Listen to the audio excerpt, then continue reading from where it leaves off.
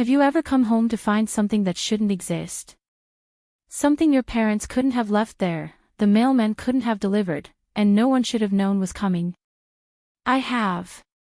That evening, the twilight looked exactly like it always did. Gray-blue light filtered through the window at the end of the hallway, falling on the peeling paint, on the crack in the third step, on the square brown paper box sitting against my apartment door.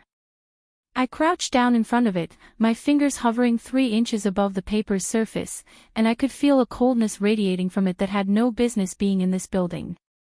I didn't even need to open it to know that my life had just split in two. 1. That morning, everything was so ordinary that later, when I replayed it in my mind, the ordinariness made my skin crawl. The alarm went off at 6:40. I slapped it silent and stayed in bed for 7 more minutes. Outside the window, the sky was just starting to lighten. A third of the windows in the building across the street were already lit, someone was smoking on their balcony, someone else was cooking porridge in their kitchen. I could hear the bathroom exhaust fan in the apartment next door humming to life, the same brand as mine, same worn-out whine. I got up at 7. Brushed my teeth, changed clothes, grabbed a rice ball from the fridge to eat on the way to work. My parents were already up when I walked into the kitchen. They were sitting at the table, heads bent over a map, my mom pointing at something and murmuring, my dad grunting in response and circling it with a red pen. 2 bowls of white porridge and a plate of pickled vegetables sat on the table. My mom looked up and said, "Porridge is in the pot. Get yourself some." I filled a bowl and sat down, glancing at the map. My dad folded it up and tucked it into his bag with a casual motion, like he was just making space. He'd always been like that, secretive about the smallest things. When I was a kid, he'd hide the router manual for 3 days just to figure it out himself. I didn't think anything of it. I ate my porridge, scrolled through my phone, and told them I was heading out. As I was tying my shoes by the door, my mom called after me, "Home for dinner?" "Maybe not," I said. "I'll save you some," she said. That was 24 hours ago. Now it was 6:20 in the evening. I'd come home in the fading light, and the motion sensor light in the hallway was broken again. I'd reported it last week and they'd said, next week, and this week was still not the week. I felt my way up the dark stairs to the 3rd floor, fumbling in my bag for my keys, when my toe hit something solid. It slid against the doorframe, scraping paper against tile with a low, hollow sound that made my chest tighten. I crouched down and pulled out my phone, turning on the flashlight. The beam cut across the box, brown craft paper, a little gray in the cold white light. About a foot square, sharp edges, the sealing tape applied in a perfect cross, precise and deliberate. No shipping label. No return address. Just a line of text written in black marker in the center, and I knew that handwriting, my father's. The way his strokes lifted at the end, that little flick he'd developed from decades of marking student essays with check marks. Aria G. Must be open before midnight tonight. But before you open it, think carefully. I touched the paper. Cold. The kind of cold that seeps through your fingertips and spreads up your arm. I tilted my head and pressed my ear to the box, holding my breath for a full 10 seconds. No sound. No ticking, no electronic hum, no movement of anything alive. Just a dense, heavy silence that felt like it weighed something. My first instinct was to call my parents. I dialed my dad's number. 2 rings, then a recorded voice. "The number you have dialed is powered off." I tried my mom's. Same thing. The last message in our chat was from yesterday, 3 p.m., a photo of the old house, her caption, halfway through the paperwork. "Continuing tomorrow." I'd replied, "Okay," and she'd sent a smiley face. I stood there in the dark hallway, my phone in one hand, that box at my feet like a bird with folded wings. The window at the end of the hall let in the last sliver of daylight, gray-blue, falling on the peeling plaster and the dust in the corners. Somewhere downstairs, the building's front door banged shut. Footsteps and a cough, plastic grocery bags rustling, climbing from the first floor to the second, then silence. Then I remembered something. Yesterday morning, just before I'd left for work, my dad had stood in the kitchen doorway watching me tie my shoes. He'd said something I hadn't thought twice about at the time. "Aria, I have a few students' parents who work in logistics. If you ever see a strange package, don't open it. Call me first." I'd mumbled something through a mouthful of rice ball and walked out the door, my mind already on the meeting I was heading to. Now that sentence came back like a needle, sharp and precise. I crouched there with my fingers hovering over the box lid for 3 full seconds, and then I picked it up, unlocked the door, and went inside. I put the box on the dining table and turned on every light in the apartment, the overhead, the floor lamp, the kitchen light, the hallway light. The whole place blazed like an operating room. I got scissors from the kitchen drawer. The blade touched the tape, and I stopped. I listened to the box one more time. Silence. I cut the tape. The rip of it in that overlit room sounded like a thread snapping. I lifted the lid. Inside, layered over old newspaper, were 3 things: a black hardcover notebook, a silver Sony voice recorder, and a single sheet of A4 paper folded 3 times. I unfolded the paper. Deep creases, edges curled, like it had been folded and unfolded many times.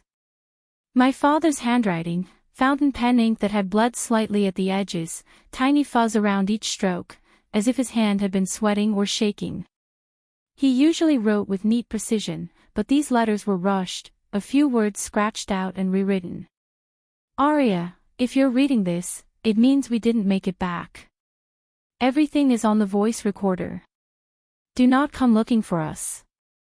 Do not tell anyone you received this box except the police. Go to the fire station you used to visit as a child and find a Captain Fong. He knows us. Show him the notebook. We love you. Mom and Dad." I flipped the paper over. On the back, in my mother's handwriting, ballpoint pen, messier than usual, "There's braised beef in the fridge, second shelf. Don't forget to eat it. Microwave for 3 minutes. Not on high." I stared at that line about the braised beef, and my eyes burned.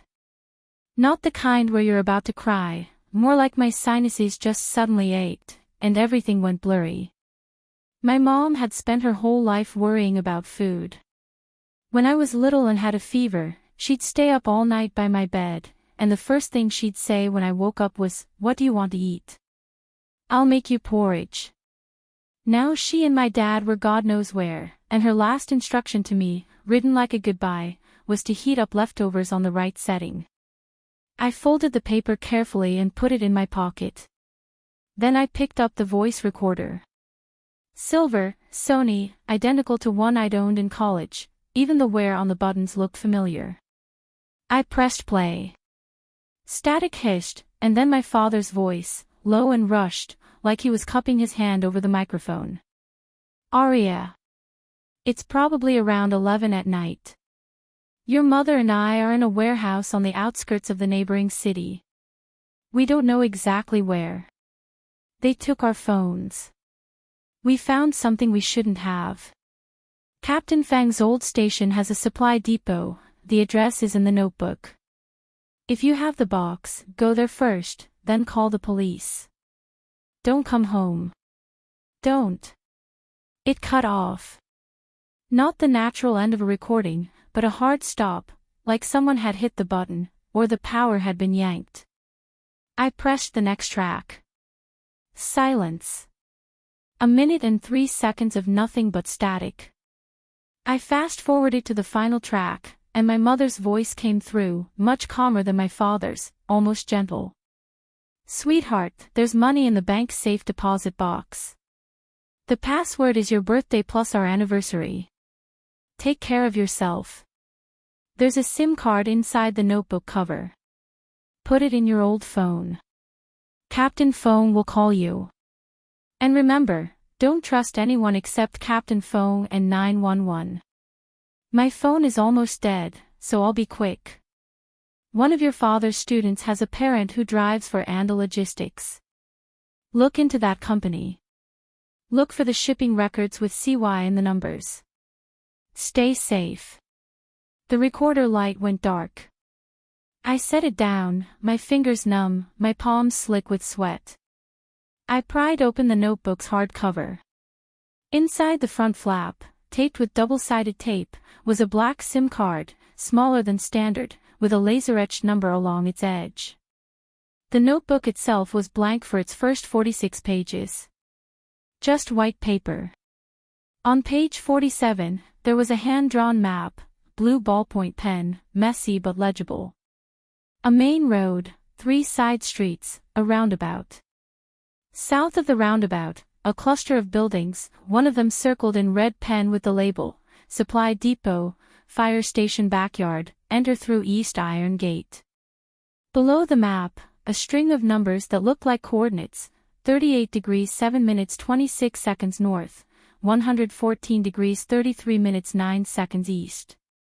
I sat at the dining table and stared at those 3 objects for 5 full minutes. Outside, darkness had fallen. The windows across the street were lighting up one by one.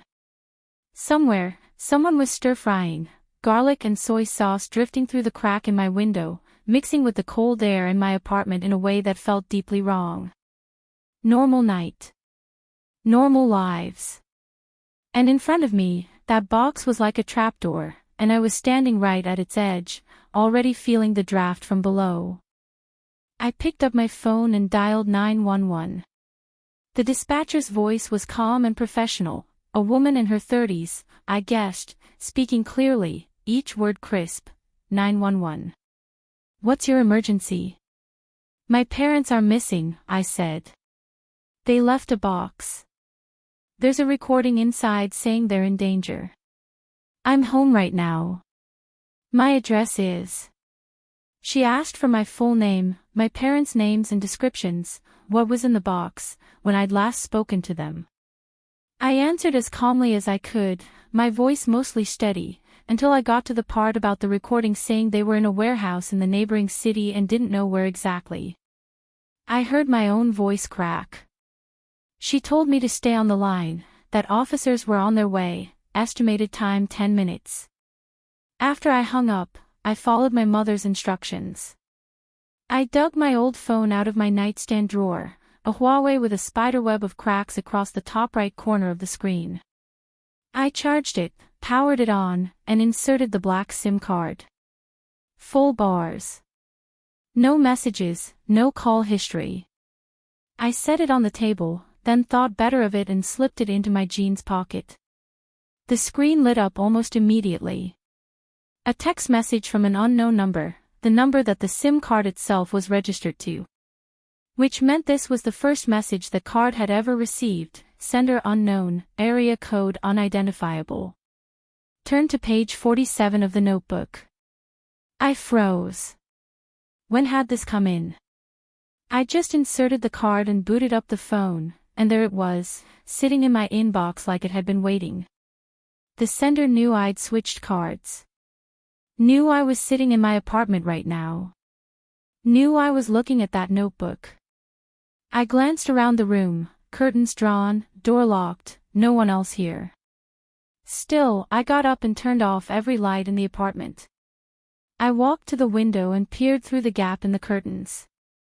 Streetlights glowed in the courtyard below. A few cars were parked along the curb, a white Golf, a silver Hyundai, and a black Santana at the corner of the main driveway, headlights off, the driver's window cracked open, a shape inside that might have been a person. Across the street, a third of the windows were lit. Someone watching TV. Someone hanging laundry. Normal as a painting. I pulled the curtain shut and pressed my back against the wall, my heart hammering. That text was still glowing on the screen. I opened the notebook to page 47, the map, the red circle, the numbers. I stared at the message. I didn't reply. 3 minutes later, a second message arrived from the same number. Don't wait for the police. They don't know the full picture. Come now. Bring the notebook. Your parents are here. My hand shook around the phone. This person was telling me to ignore the police, to go alone to that abandoned fire station. But my parents' note said not to trust anyone except Captain Fong and 911. Captain Fong hadn't contacted me yet, and the police were on their way. Who was I supposed to listen to? That was when the siren started. Coming from the north gate of the complex, growing louder. Blue and red lights swept across my ceiling through the crack in the curtains. 3 police cars, no long wail, just short chirps, like breathing in the dark. I opened my front door, and 2 uniformed officers were already in the hallway. The older one held up his badge, Wang Zhenghua, City East Precinct Criminal Investigation Division, mid-40s, sunspots across his cheekbones, steady eyes like deep water.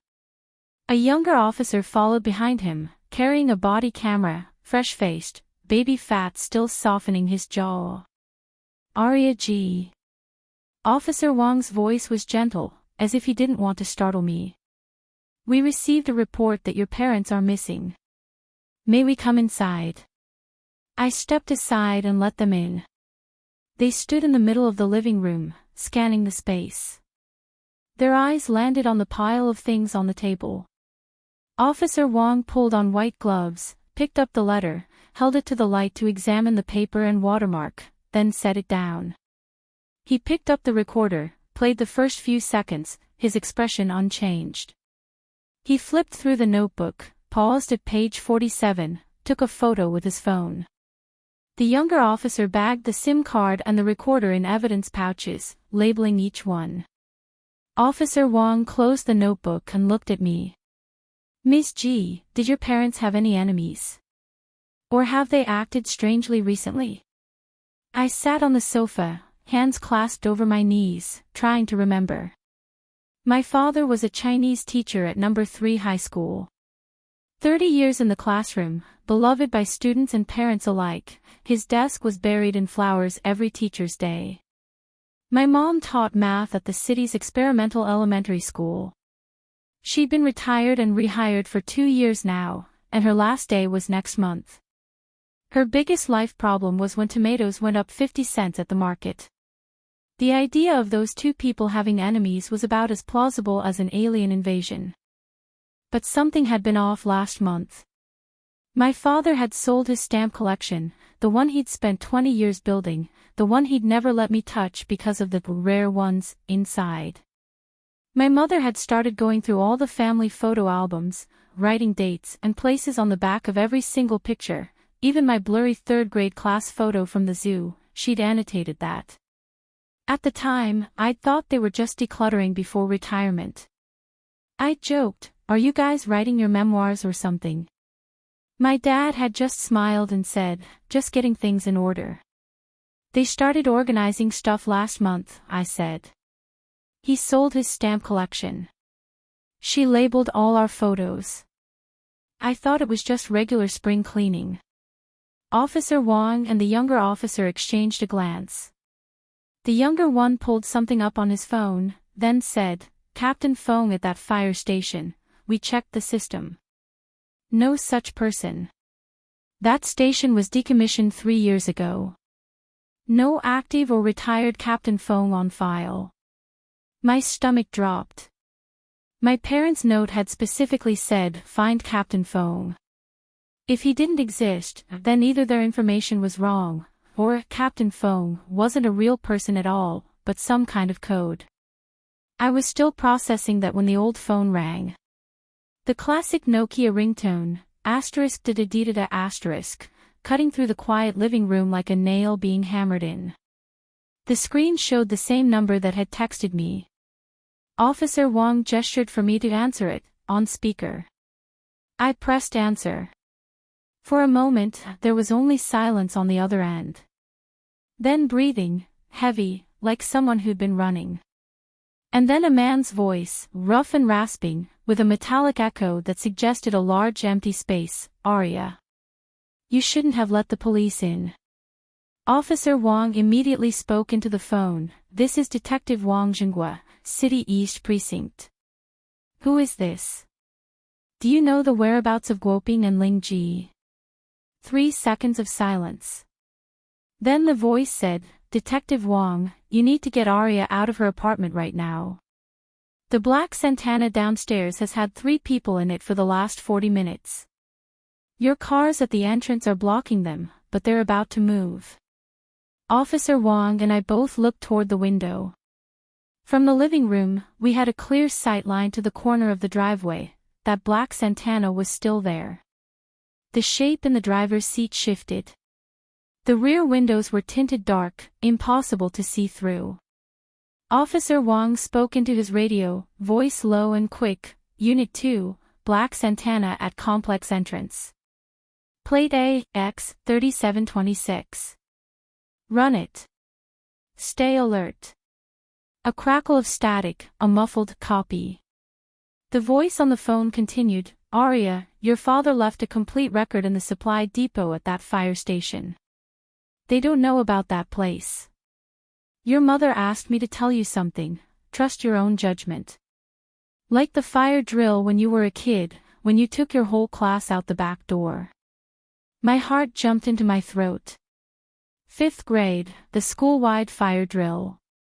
Everyone was supposed to follow the prescribed route to the playground, but I'd noticed that the back door of the building led to a small plaza, which cut at least 50 yards off the route. I'd taken my entire class out that way.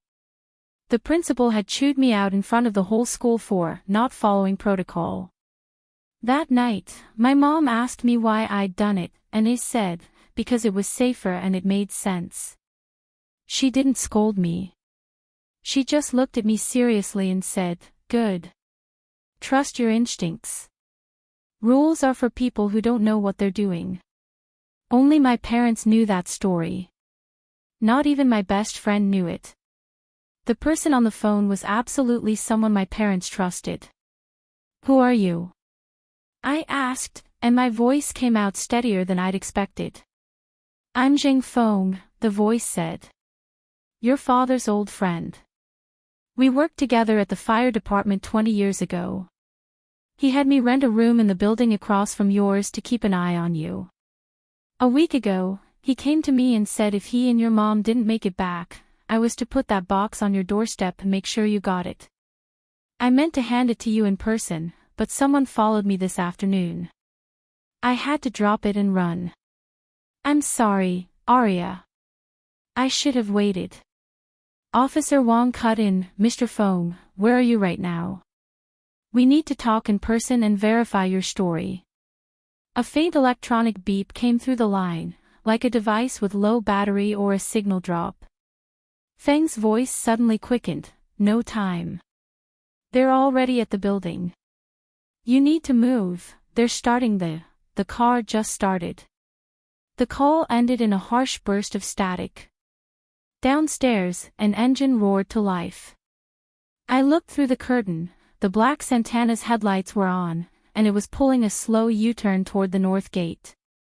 Officer Wang was already on his radio ordering an intercept, and one of the patrol cars stationed at the entrance peeled off with a siren chirp. But my ear was still stuck on that last moment of the call. In those final seconds, beneath Feng's voice, I'd heard something, a faint, rhythmic beep. Beep, beep, beep. 3-second intervals. Even, steady. The sound of a heart monitor. I'd heard that exact rhythm last year when I took my mom for an MRI. The monitor beside the machine made the same sound. Feng was somewhere with medical equipment.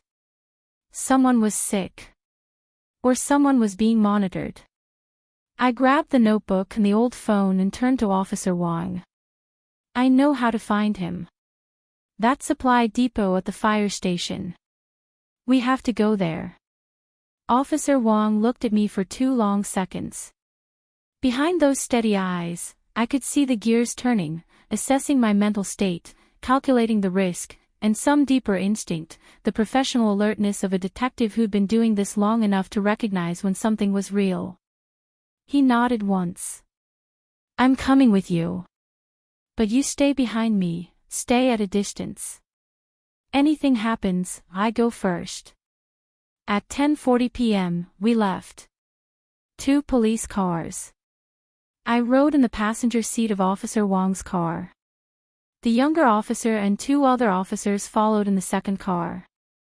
The roads out of the city grew darker and darker. Streetlights spaced further apart, then 3 consecutive lights out in a row, our headlights the only illumination on the asphalt. Buildings changed from residential to auto shops and scrap yards and abandoned factories, their walls plastered with faded advertisements bleached illegible by rain and time. When the GPS said we'd entered the industrial park, Officer Wong let me take over directions. I used the map on page 47 of the notebook, telling him to turn left at the 3rd intersection, then follow a crumbling brick wall. Dead ivy clung to the mortar. Heaps of construction debris and household trash lined the base, giving off a damp, decaying smell. After about 500 yards, our headlights caught a pair of iron gates. The sign above them was rusted almost beyond recognition, but traces of red paint still outlined the characters, East District Fire Station.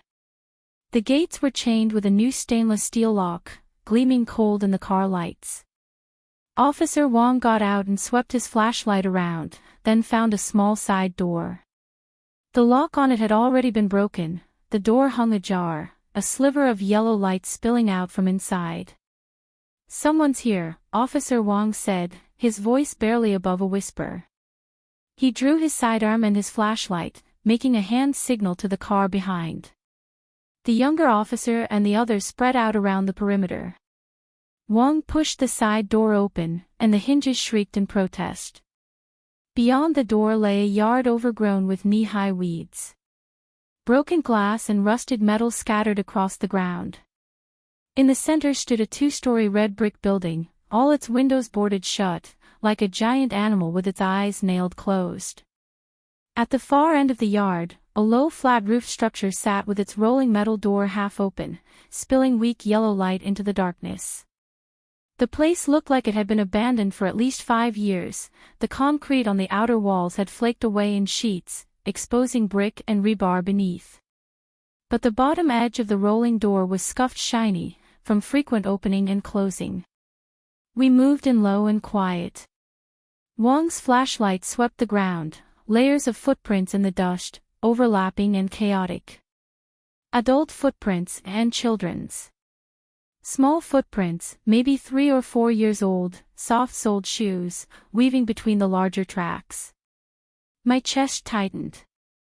Whose footprints were these? What was in that warehouse? Officer Wong motioned me back. He crouched, peered through the 3-inch gap under the rolling door for a long 5 seconds. Then he looked back at me with a finger to his lips and slowly, carefully, began to raise the door. The metal rollers screeched, deafening in the silent night.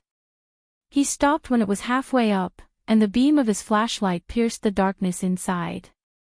2 emergency work lights hung from the ceiling on twisted wires, casting a weak yellow glow over a small area. A few old classroom desks had been pushed together to form a worktable, covered in file boxes, paper folders, an open laptop, several water bottles, and an ashtray. Deeper in, the warehouse was cluttered with old fire hoses, rusted helmets, and dust-covered storage containers. But in the farthest corner stood a cot. A white sheet covered its occupant up to the chest, a man, from the outline, gaunt and motionless. Beside the cot, and 4 stand with a nearly empty bag. And on a small table next to it, the source of that beep, beep, beep, a portable heart monitor, its green screen glowing like a firefly in the gloom. The same sound from Feng's phone call. I followed Officer Wong into the warehouse. My footsteps left clear prints in the dust. As we approached the cot, I could make out the man's face, around 50, prominent cheekbones, dry cracked lips, sunken eyes, a grayish pallor that spoke of weeks without sunlight. He was unconscious, but his chest rose and fell weakly. The monitor's cardiac trace was sluggish but present. I didn't know him. But written on the wall above the cot, in chalk, was a message: "Don't move him. He's a witness." Wang swept the rest of the warehouse, confirming no one else was there. He motioned for the younger officer to guard the door. Then he went to the work table, sweeping his flashlight across the file boxes. The top one was labeled Guoping Jeet No. 3 High School Personnel File, with a triangle symbol drawn beside the label. I opened it.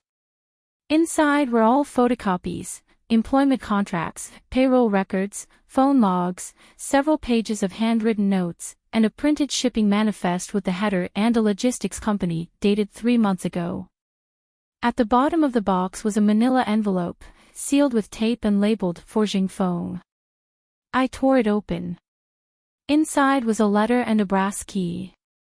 The letter began, in my father's handwriting. "Arya, if you're reading this, it means everything went according to plan. I'm sorry I dragged you into this. But this can't stay buried in the dark." I sat down on an overturned equipment crate and read by the emergency light. The letter was 4 pages. My father's handwriting was neat, organized, like he was grading an essay, but in a few places the pressure had been so hard the pen almost tore through the paper. He wrote that 6 months ago, a student's parent had told him something strange. The man, Wei Dongqin, drove trucks for Anda Logistics. One night, on a long-haul run, he'd noticed several sealed metal containers in his trailer. Company policy strictly forbade opening them, but through a gap in the lid, he'd caught a smell, a mix of sour milk and ammonia, and he'd heard faint, muffled sobbing. He mentioned it to my father casually, and my father paid attention. He started asking around, using his connections with other parents in the logistics industry. He pieced together a pattern. Anda Logistics had several fixed night routes delivering special cargo to locations on the outskirts of the city. The cargo numbers all began with CY, and the notes column never specified contents, just the word live. My mother got involved, and together they spent nearly 3 months investigating.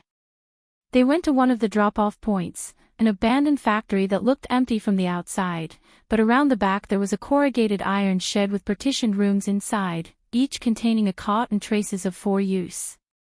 They found another similar site. Their last stop was the old bomb shelter beneath this very warehouse, accessible through a hidden floor hatch. Inside, they counted 7 or 8 cubicles, each with a bed, medical supplies, and children's toys. In those cubicles, Arya, they weren't storing cargo, my father's letter said. They were storing children. The youngest couldn't have been more than 2 or 3. Your mother and I counted the spaces. They could hold a dozen at a time. Someone is using a logistics company to move these children from one place to another, like shipping packages. And what we found is only a fraction of a much larger network. The last 2 pages of the letter were messier, crossouts, rewrites. My father wrote that on their last visit, someone had spotted them. They'd run 3 miles to shake the pursuit. But they knew the other side had their faces now. They began to prepare contingency plans.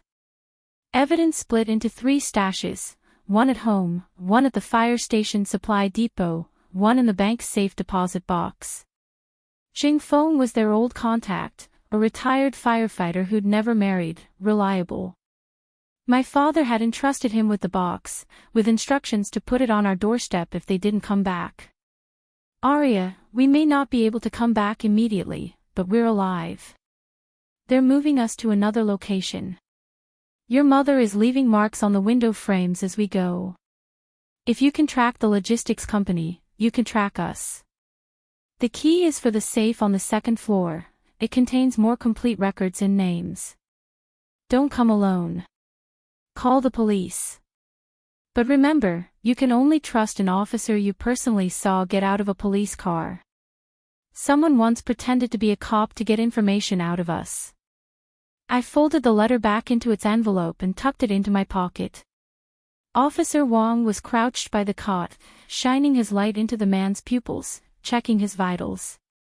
He pulled back the sheet, The man wore gray hospital scrubs, a plastic tag pinned to his chest reading, "Unknown, admission date unknown."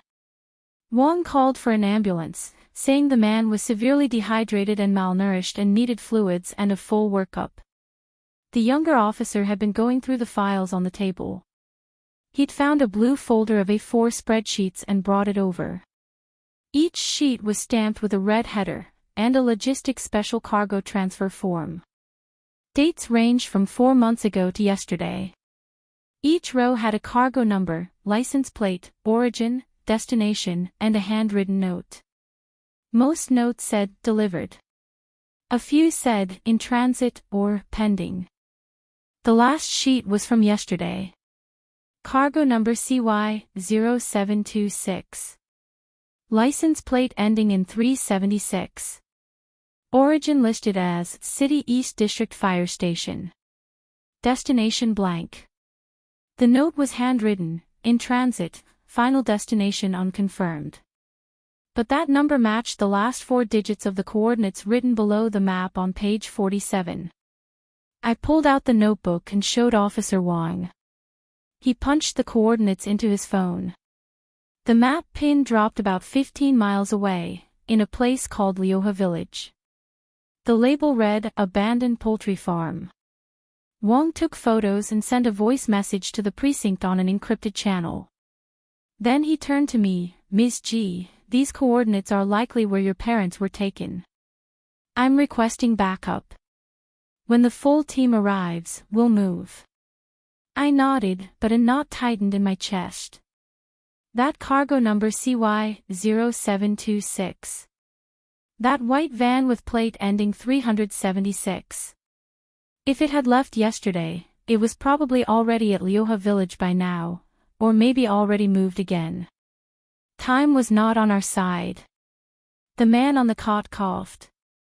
I turned, his eyes had opened, bleary and unfocused, scanning the warehouse until they landed on me. His lips moved, voice dry as sandpaper, "You're Teacher G's girl." I crouched beside him. "You know my parents?" He swallowed, throat bobbing. "Your dad sent someone to bring me water, every 3 days. I've been here, over 2 months. They used me, as bait. They knew I knew the driver. Chen, the white van. Your parents were taken last night." Chen said, "Heading to Lioha tonight." His chest rattled with each breath. Officer Wong told him to save his strength, that the ambulance was coming. But I clenched my fists. 2 hours ago, my father's phone had sent that message, asterisk arrived at Lioha Village. Underground room at the Farm Star. They were there. I stood up and looked at the stairs to the 2nd floor. The brass key was still in my hand. It opened the safe in the 2nd floor office, according to the letter. I turned to the younger officer, "I'm going upstairs to open the safe. Be right back." He hesitated, glanced at Officer Wong, who nodded. The young officer followed me. The stairs were concrete, each step thick with dust that gave way like sand underfoot. Upstairs, there were only 2 rooms, one with a wooden sign reading "Office," the other with "Dormitory" painted on the door. The office door was locked. I tried the key, it turned smoothly, recently oiled. I pushed it open. The room was nearly empty, a metal desk, a tipped-over folding chair, and an old green safe against the wall. The paint was chipped and scarred, revealing gray steel underneath. The safe had a combination dial and a keyhole.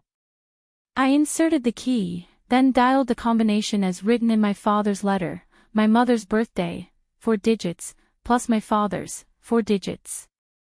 I turned the dial slowly, each click of the internal gears audible, and on the 8th digit, the lock disengaged with a solid clunk. I pulled the handle, and the safe door swung open. Inside, there was only a phone and a power bank. No papers, no cash, nothing else. The phone was an old keypad model I didn't recognize, its screen spotless. I pressed the power button. 3 unread texts, all from a contact labeled Goping. First, Arya, this phone is linked to your old phone on an encrypted channel. I'll send you locations from here. Do not reply. Just receive. They took our smartphones, but this one I hid in my shoe. Second, they're moving us in a white van, plate ending 376, heading east. I'm leaving blue buttons in the window gaps along the way. Look for them. Each button has a piece of paper wrapped in plastic underneath. Don't let it get wet. Third, sent at 5:03 p.m. today, we're at Lioha Village. Underground room at the farm. Your mother is okay. They gave us water and bread. Call the police, but don't let the first responders into the cellar, there's a lookout outside. Wait for the main force. Also, phone may have been compromised. He sent you to the station, but don't trust everything he's given you. They might have forced it out of him. Use your own judgment. I gripped the phone, the plastic shell slick with my sweat. My father said not to reply, they were probably being watched as they sent these. But the fact that I was alive, that I'd found them, was already their best hope. I was about to turn and tell the officer when the warehouse below erupted with the roar of engines. Multiple vehicles, approaching from different directions, tires grinding over gravel and mud. The young officer ran to the window at the end of the hall. I followed. Through the grime-caked glass, I saw 3 white vans pull up outside the warehouse. They didn't stop their engines, headlights blazed. Doors slid open, and 7 or 8 people in dark jackets jumped out, hoods up, masks on. They were carrying things, flashlights, crowbars, and 2 of them unmistakably had shotguns. The floodlight from the vans threw their shadows across the yard in jagged black streaks. Officer Wong's radio crackled, and his voice came through, urgent, "We've got company. Stay upstairs and lock the door," the transmission cut off. Below, a crash of metal, the warehouse's rolling door had been forced all the way up. The young officer slammed the office door shut and shoved the metal desk against it, jamming a folding chair under the legs for good measure. He drew his sidearm, holding it in both hands, aimed at the door, his breathing fast and ragged. I noticed his hands were trembling. He was a rookie, on the force less than a year. This was his first real situation. "Miss G," he said, his voice barely above a whisper, eyes still fixed on the door, "can you get down through the window? There's no one on the east side. If you head across the field, there's a county road. You can flag a ride." I ran to the window and pushed it open. Below, a wide expanse of overgrown field stretched out, weeds as tall as a person. No streetlights, pitch black. But about 300 yards away, I could see a county road with a few scattered streetlights. As I craned my neck, a white box truck rolled along that road, its headlights cutting a moving arc through the dark. Not fast, but heading east. In the brief moment it passed under a street lamp, I caught the last 3 digits of its plate, 376. My parents were on that truck. It was being moved. If I waited, it would reach Lioha Village, or worse, turn off onto another road and vanish. "I can't wait here," I said. I shoved the keypad phone and the power bank into my jacket's inner pocket, then tucked my ID and cash into my shoes and pulled my laces tight. "Stay upstairs and hold them off. When backup arrives, tell them my parents' van is heading east, plate ending 376. Destination Lioha. I have to go now." The rookie stared at me. "You're insane. Those people downstairs. They took my parents to shut me up. If I'm chasing them, they won't kill the hostages too fast. It's a negotiation chip."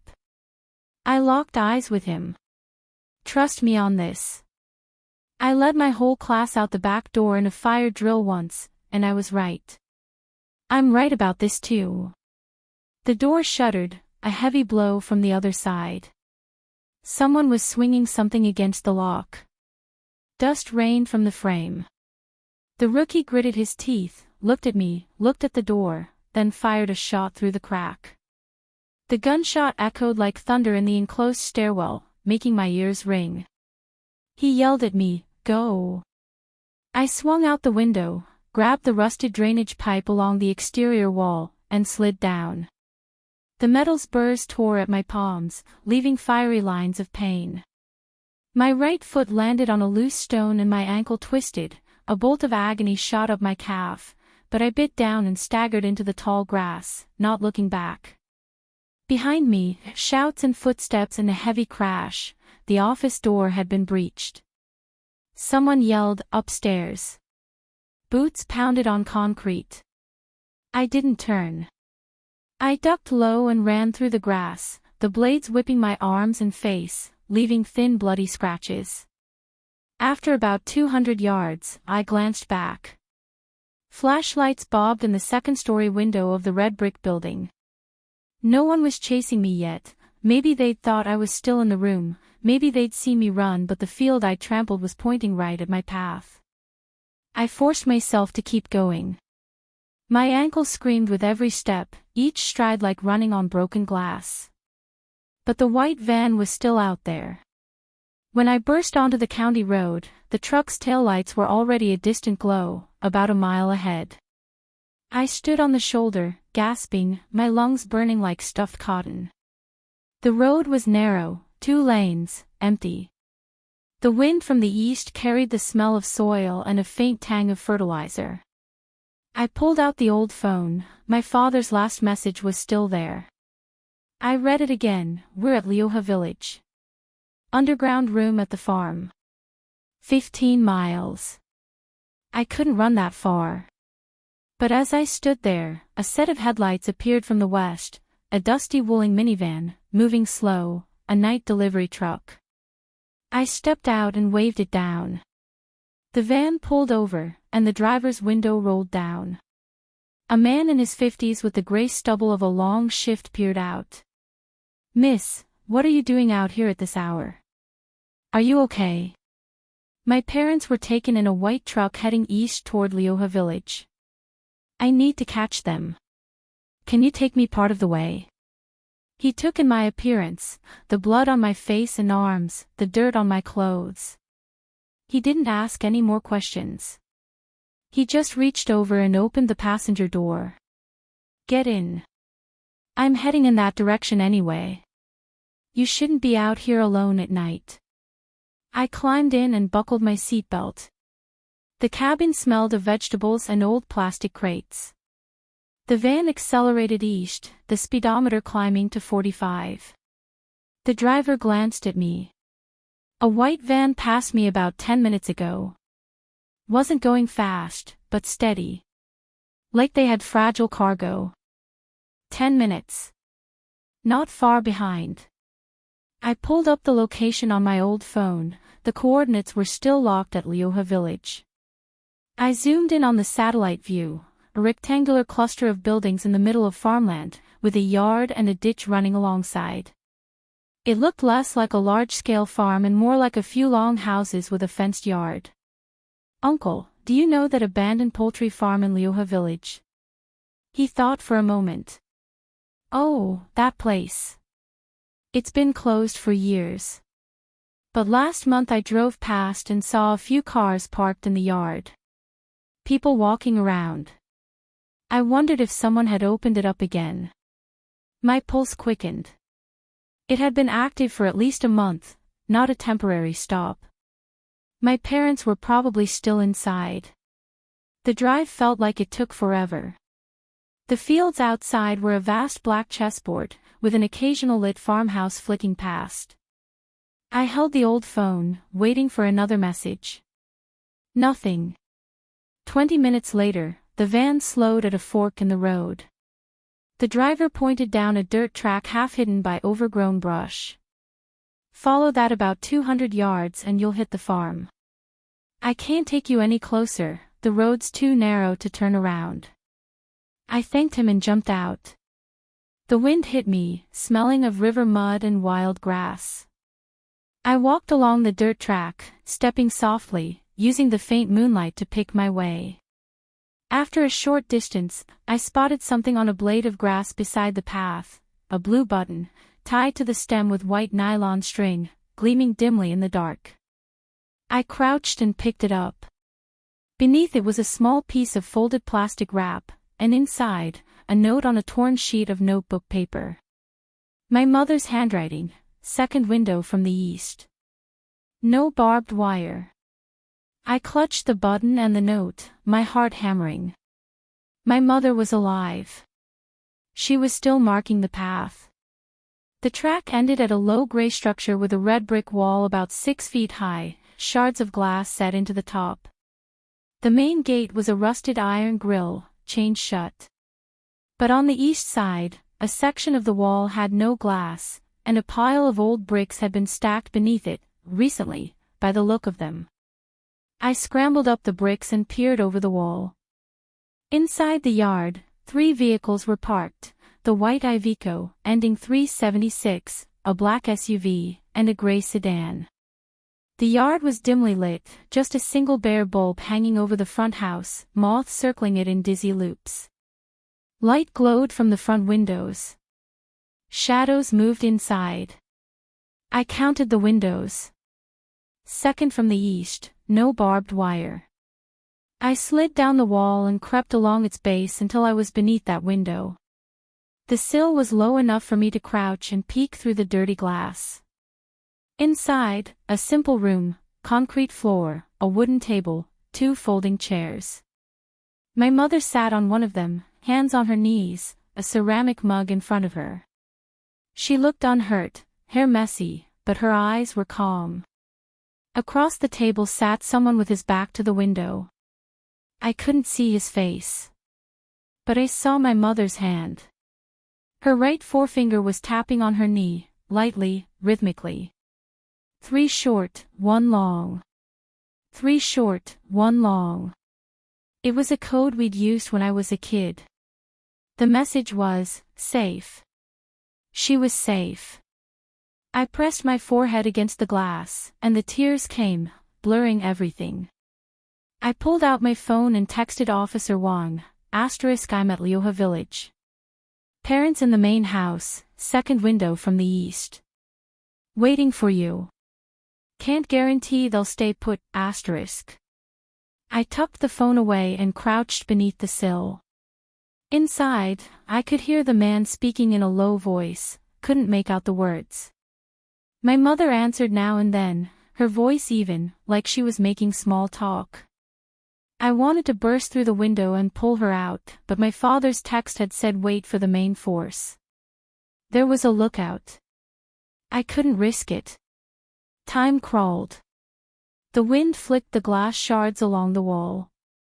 Then, from the direction of the county road, a single short siren wail, cut off instantly. A signal. Inside, my mother's fingers paused. She tilted her head, listening. Then her tapping resumed, a new pattern. 2 short, 1 long, 2 short. That was come now. I stood up. At the same moment, the yard's gate exploded inward with a crash of metal.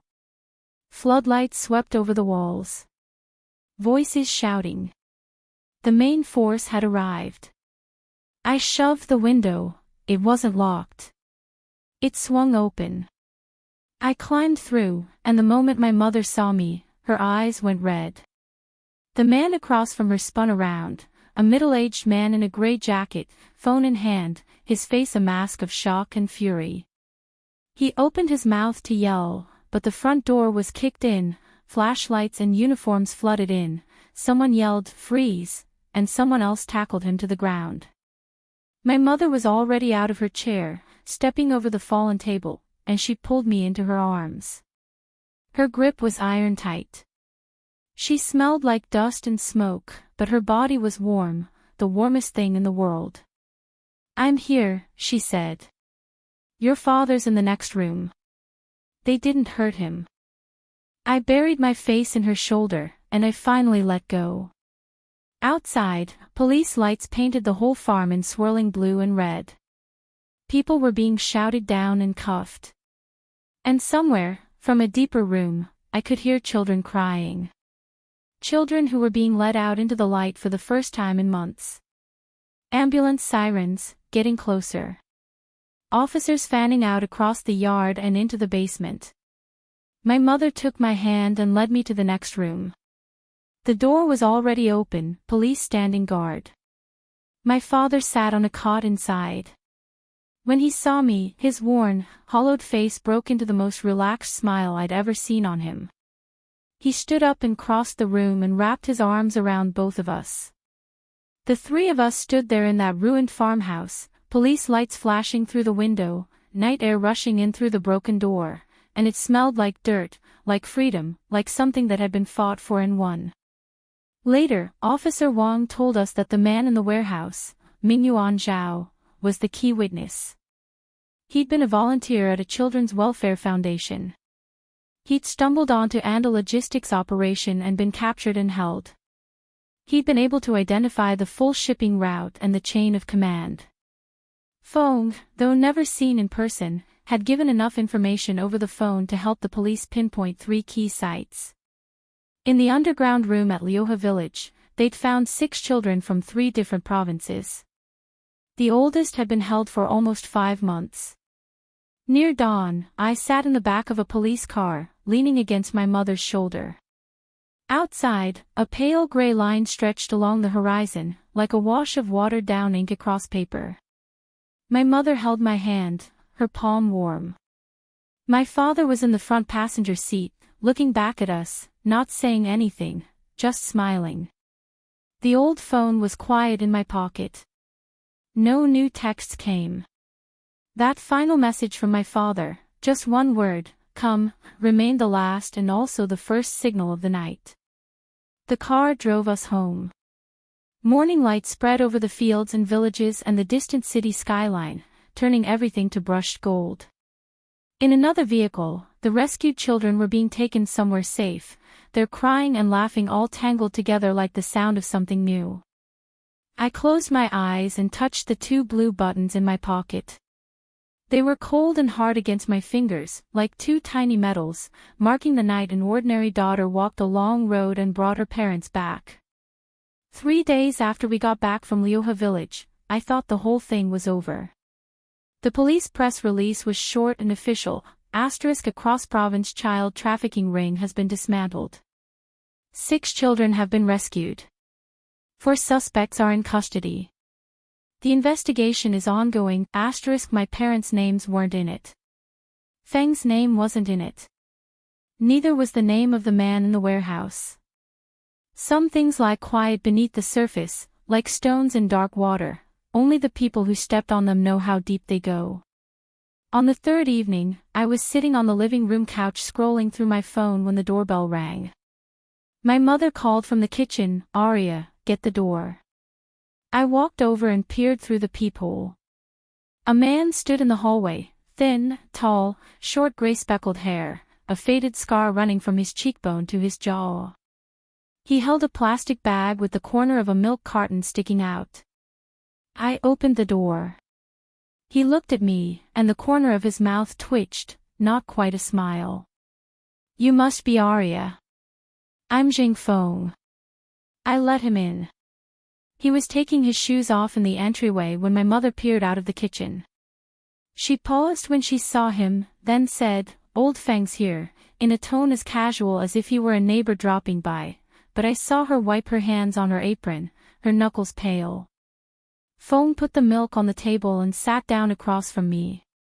My mother brought out a plate of cut fruit and went back to the kitchen, closing the door. Feng and I were alone in the living room. Outside, the evening light had turned gray-blue, and lights were coming on in the buildings across the street. "That night you called me," I said, "you said you were being followed. Where did you go after that?" Feng took a piece of apple, chewed, swallowed. "I hid in the old water tower west of the station. I waited for your father's contact to come for me. The people in the warehouse chased after you for a bit, then gave up. I stayed in the tower until dawn, until I saw the police cars arrive. He paused, reached into the inner pocket of his jacket, and pulled out a folded envelope, sliding it across the table. Your father asked me to give you this. He said to wait until you'd recovered. Inside the envelope was a bank card and a note in my father's handwriting. Aria, the pin is your birthday. The money is what I saved over the last 6 months. It's for you in case of emergencies. I know you don't want it, but keep it anyway. I put the card back in the envelope and looked at Fong. What about the van driver? Did you catch him? Caught him, Fong nodded. Driver Chin. A full-time Anda logistics employee, 8 years on the job. He gave up 3 transport routes and 2 long-term holding sites. Officer Wong has already been working the chain upward. They should be able to bring in more. What about the man in the warehouse? On the cot. Feng's expression shifted, like he'd bitten down on something hard. He was silent for a few seconds. His name is Mingyuan Zhao. He used to be a volunteer for a children's welfare foundation. He found some leads connected to Anda Logistics, and before he could report them, he was grabbed. They'd kept him in that warehouse, pumping him with 4 fluids to keep him alive, planning to dispose of him when the heat died down. Your father had me bring him water and food regularly, because I knew the layout. I used to be on that fire station's roster. As he spoke, he looked at the tabletop, his fingers tapping absently against his knee.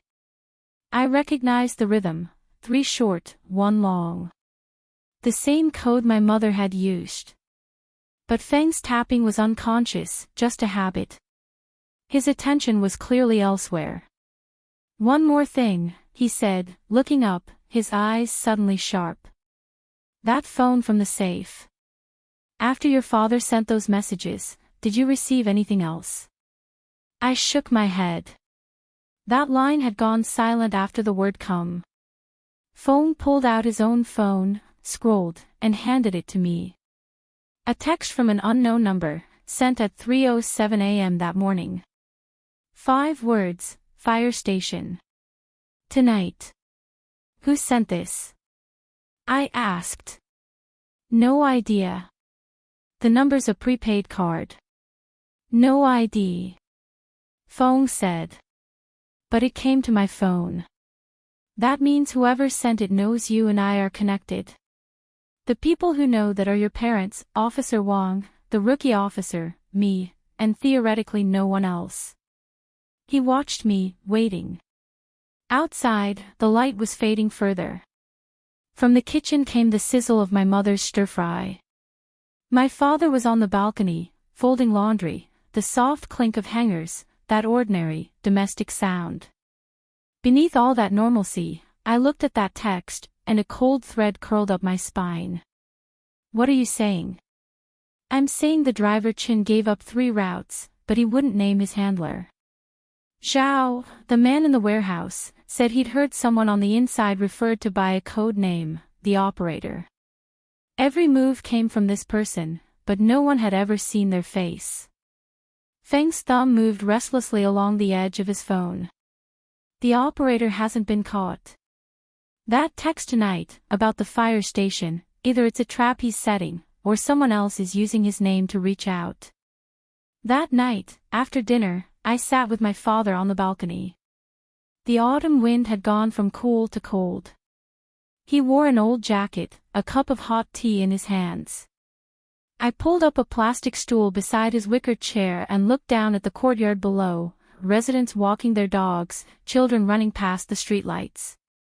Dad, what's your real connection to Fong? He took a sip of tea, exhaled slowly. I met him when I was volunteering with the fire department. I'd been loaned to the Education Bureau for half a year, running a fire safety program in schools. We worked together on a few projects. He was the captain then, worked well with me. Later he got transferred and we lost touch. This year, when I was tracing the Anda logistics routes, I noticed that several of the drop-off points were near abandoned fire stations. I found him again. He helped me a lot. Why didn't you go to the police sooner? Dad put his cup on his knee and turned to look at me. The balcony light caught the new white strands in his hair, many more than a month ago. We did. The first time was late March. I made an anonymous call to 110 and gave them the Anda Logistics name and a few plate numbers. By the next day, those plates had been changed and the records had vanished. The second time, your mother went to the local precinct in person. A young officer took her report, very professional, said they'd look into it. A week later, the drop-off point we'd been watching was cleaned out. Nothing left. His hand rotated slowly around the teacup. I talked it over with Fong. We figured there was someone on the inside of the system. So we decided to do it differently, gather all the evidence ourselves, hand it to someone we could trust at the right moment. Fong recommended Officer Wang. Said he'd handled similar cases before, reliable. But he also said Wang had a wide jurisdiction and couldn't be on us 24/7, so we had to get everything together first and give him a complete package. Were you and Mom trying to get caught when you went to Lioha? A long silence. The balcony of the building opposite had its TV on, blue-white light flickering through the curtains, canned laughter erupting every few seconds. When he spoke again, his voice had dropped. That was an accident. We meant to just verify whether there were people inside. We weren't going in.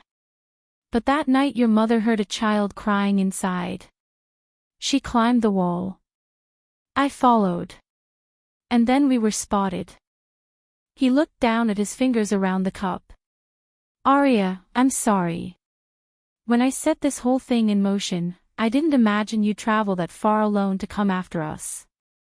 When you left the box, I said, did you think I'd just call the police? He smiled, but it was bitter. I thought about it. But I didn't know whether your first instinct would be to call them or to run there yourself. That's why I had Fong put in that note, don't trust anyone except cops and Captain Fong, so you'd go the official route. But I was also afraid if you waited for the police, you'd miss the critical moment. If the white van pulled away while you were waiting for backup, the trail would be lost. So I had Fong send you those texts from the SIM card, to push you to make a decision. He raised his head, looking at me with eyes crinkled at the edges. The story about the fire drill, I told that to Fong so he could tell you. I wanted you to know that I trust your judgment. You've always known how to find the right way through chaos. We talked until after 11. My mother came out to collect the laundry, shoot us both inside. I lay in bed that night, staring at the ceiling, turning over Feng's words in my head. The operator was still out there. And the text about the fire station was still unexplained. Beneath the surface victory, something deeper hadn't been uprooted. The next morning, I woke before my alarm. Pale dawn light outside. Birds in the courtyard. The rasp of a janitor's broom sweeping the walkway. I rolled over and picked up my phone, a new message from Officer Wang, sent at 5:21 a.m. Miss G. The fire station surveillance caught someone last night. Can you come by the precinct this morning to ID them? I sat up in bed, my heart skipping a beat. At 9, I was at the City East precinct. Officer Wang looked like he hadn't slept at all, bloodshot eyes, a dark stubble shadow on his jaw. He led me into a small meeting room where a laptop screen was frozen on a surveillance view, the side path outside the warehouse. The timestamp read 2:11 a.m. The image was dark, but I could make out a figure emerging from the side door, dark clothes, hat and mask, medium build. This was between 2 and 2:15 this morning, Wang said, pressing play. The figure moved quickly, glancing back once, then headed west across the field and vanished from frame. Inside the warehouse? I asked. Internal cameras were tampered with. But we pulled footage from 2 nearby traffic cameras and found this. Wang opened another clip, a road intersection, 2:23 a.m. A silver older model Honda passed through, moving at moderate speed. The driver wore a hat and mask, features indistinguishable, but I could see them pull a black backpack from the passenger seat and tuck it by their feet. Plate. Fake. Registered to a scrapped vehicle. I watched the Honda's profile again. The driver's frame, the way they walked when they emerged, that reflexive glance backward, I turned the details over in my mind, and a vague intuition surfaced. "Officer Wong," I said, "after you arrested driver Chin, did he ever mention someone named Jean Su?" Wong's brow furrowed. "Jean Su? Who's that?" "I heard that name on my mother's recording," I said. There was a section at the beginning I missed the first time. When I listened a second time, I noticed my mother mention that Sue woman. She's had dinner 3 times with people from Anda Logistics. But my father's notes said don't trust anyone, so I didn't bring it up. Wong quickly opened a file on the computer, scrolling for a few seconds. No one named Jean Su on Anda Logistics payroll. But there's a Jean Su listed as the legal representative of a transport company that was dissolved 2 years ago. The registration was never updated. He looked up at me. "How did your mother know that name?" "My mom knew her. She said Jean Su lived in the building across from ours, but I never met her." Spring this year, they ran into each other at the market a few times, chatted. Mom mentioned once that the short-haired woman on the 3rd floor of the opposite building was very friendly, always knew the market prices, even recommended a stall that sold organic eggs. Mom said, "She doesn't seem like she'd be in logistics, she speaks so softly." Wong was already on the phone, speaking fast and urgently. When he hung up, he looked at me more seriously. "That dissolved company Jean Su is still listed as the representative for. Its registered address is at a shop on the road west of the fire station. Are you saying she's been operating right in your neighborhood, and had contact with your mother?" My skin went cold. My mother's market trips, the times, the routes, the frequency, those were set in stone. Someone watching from the shadows wouldn't need to break in to track her routines.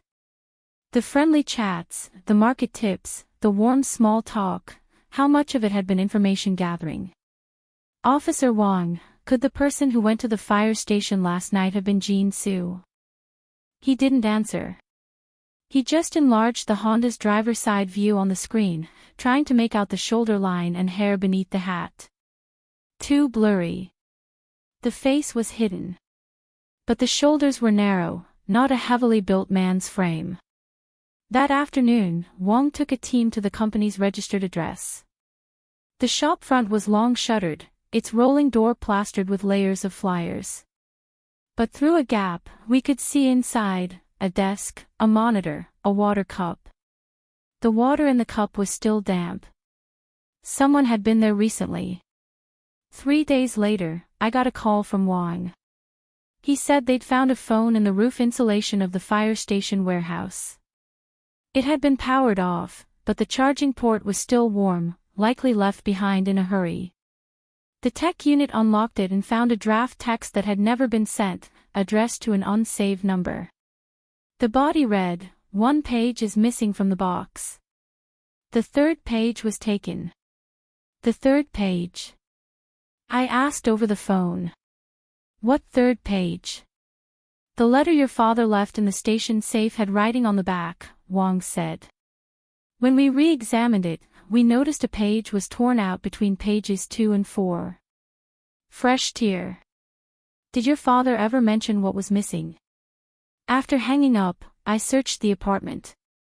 I found it at the bottom of my father's old desk drawer, wedged inside a dictionary, a torn sheet of paper, edges ragged, remnants of tape on the edges, as if it had been torn out of the letter and then reattached. My father's writing, dated at least a week later than the original letter. "Arya, if you're seeing this, someone has tampered with my letter. I deleted the 3rd transport route from the main text because the people it involves are above the logistics company's level. I don't know if following this trail will work. But I've hidden it in another place. Under the old locust tree where you buried your time capsule as a child, dig down about a foot. There's a metal box. Don't open what's inside until foam tells you it's safe. I stood at the desk, clutching that paper. Sunlight streamed through the window, illuminating the words. From the direction of the fire station, a brief siren chirped, so short it might have been a car alarm, then fell silent. I folded the paper and put it in my pocket. I walked outside. The old locust tree was still there. Autumn leaves, half yellow, drifting down in the breeze. I crouched at its base with a gardening spade and dug. The blade hit metal before I'd gone a foot down. A rusted iron box, wrapped in tape, identical to the candy boxes I'd buried as a child. I lifted it out and opened the lid. Inside was a photocopy of a map. A new location circled in red, not Leoha village, not the fire station, not even in this city. Beside it, a sticky note in my mother's handwriting, 3rd stop. If you go, bring this with you.